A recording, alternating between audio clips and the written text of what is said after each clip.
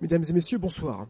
Jean-François Copé était présent ce soir à l'hôtel de ville de Chartres pour répondre aux nombreuses interrogations et même colère des militants UMP sur la situation actuelle du parti avec cette guerre fratricide entre Jean-François Copé et François Fillon. Le président proclamé s'est ce soir longuement exprimé sur le manque d'information de la presse à son égard à l'issue de ces élections. Tous, dans cette commission, tous, à l'unanimité, ont décidé d'annuler les résultats des bureaux de vote où des irrégularités graves avaient été constatées. Ce n'est pas moi la source de cela. C'est la commission elle-même qui, sur la base de procès-verbaux signés en présence d'huissiers, tout cela est à votre disposition, connu et public, a donné lieu à la décision de cette commission. Je vous recommande de lire les attendus de cette décision. Ils sont éclairants. Pas un seul média ne les a repris. C'eût été tellement simple de me donner raison. Nos élus ont eux aussi pris la parole ce soir, avec notamment la députée Laure de la Rodière, qui a fait part de ses craintes de voir en début d'année les parlementaires du RUMP, Rassemblement UMP, partir à l'UDI. Situation. Je suis contente de te voir ici, je suis contente de te voir mobiliser les militants comme tu le sais le faire. Je l'ai toujours reconnu. Tout le monde sait que je t'apprécie, Jean-François. Le problème n'est pas là. Mais le problème aujourd'hui, c'est que quand je rentre demain à l'Assemblée nationale, il y a ces deux groupes, et je suis désolée, ça me fait mal au ventre. Et ça, c'est toujours, ben oui, ça fait 72 collègues qui, après les vacances de Noël, on va plus avoir de relation avec eux, quasiment. Déjà, le président du groupe de la Commission Affaires économiques nous dit, vous les RUM, vous vous mettez là, puis les UMP, vous vous mettez là. Mais c'est pas anodin pour nous, voilà. Nous, on était une famille, donc fais tout pour te mettre d'accord pour l'union.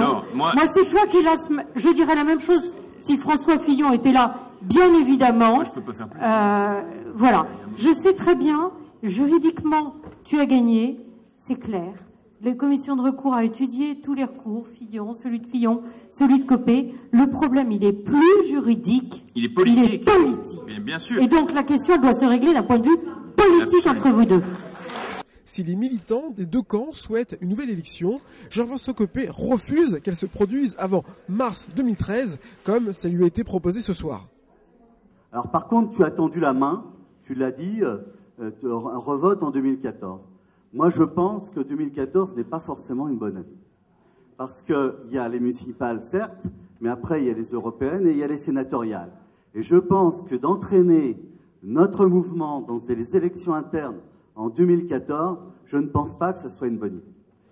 Je pense que, alors maintenant, effectivement, tu as tendu la main, je pense qu'on a la possibilité en 2013, alors qu'il n'y a pas d'élection, je pense qu'en 2013, à une condition, c'est qu'on arrive à tout faire, effectivement, pour mai, au final, avec la réforme des statuts. Alors, je ne sais pas si c'est possible. Et une réélection, qui peut être plus courte d'ailleurs, parce qu'elle a quand même traîné en longueur, 2 mois. Je pense que ça a été trop long et on s'est peut-être aussi abîmé là-dessus. Mais je crois que ça serait bien et je crois vraiment qu'on a besoin d'une bonne vie démocratique dans notre mouvement et d'une grande légitimité pour notre président. Alors si François Fillon reconnaît sa défaite, c'est bien et à partir de là, ça te donne la légitimité. Mais actuellement, on en est là et nous, on souffre tous. Les militants, eux, réclament un vote avant mars 2013. Non.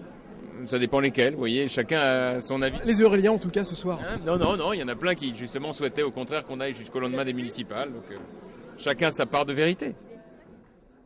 À ce jour, il est trop tôt pour savoir jusqu'où ira cette guerre destructrice pour le parti UMP, alors que certains parlent de combat politique entre François Fillon et Jean-François Copé. D'autres, comme le député Jean-Pierre Gorge, lui pensent que c'est un combat d'hommes.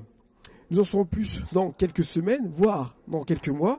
En attendant, je vous remercie de nous avoir suivis et vous rappelle que l'actualité de notre département d'Eure-et-Loir, vous la retrouvez aussi sur notre site internet au www.le28.tv. Bonne soirée à tous.